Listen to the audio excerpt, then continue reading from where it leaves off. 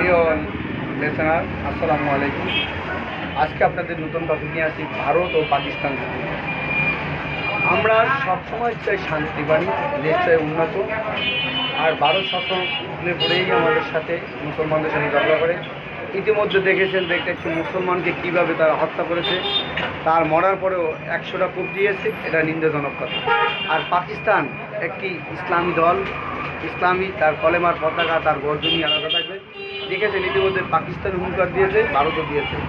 আরে পানি দিয়ে তাকে বলছে পানির অপর নাম জীবন, পানির অপর নাম মরণ। এই যে বাণী দিয়েছে নরেন্দ্র মোদী, আমাদের সাথে যত যুদ্ধ করুক না কেন, আমরা যদি মুসলমান, আমরা মুসলমানের পক্ষে কাজ করব ইনশাল্লাহ।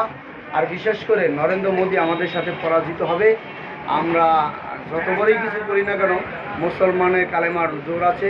দেখছেন পাকিস্তানি কত মূল্য সুন্দর আল্লাহু আকবার খায়, আর ওরা কয় সীতা নারায়ণ পড়ায়ন।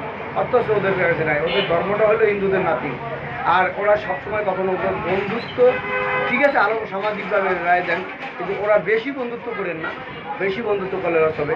আর ওরা সবসময় বাবরি মসজিদ ভাঙছে, অনেক কিছু করছে, সেখানে গির্জা করে। আর এই জন্য ওরা দুনিয়া নিয়ে ব্যস্ত। আমরা আখেরাত এবং আল্লাহ রাসূল এবং সব কিছু নিতে চাই। আমরা যারা মুসলমান আছি, আজ থেকে কণ্ঠে কণ্ঠে তো মিলিয়ে আমরা বলবো আমরা পাকিস্তানের সাথে মুসলমান। আর স্পষ্ট ভাষায় কথা বলে যে এক মুসলমান আর এক মুসলমান ভাই, যেটাকে আরবিতে শব্দ বলা হয় আকুন। আকুন অর্থ ভাই। তোমরা মুসলমানের কাছে থাকো, তোমরা যুদ্ধ করো। রাসূল সাল্লাল্লাহু আলাইহি ওয়াসাল্লাম বলছেন তোমাদের মাঝে কে যেন বাধা না হয়ে যায়।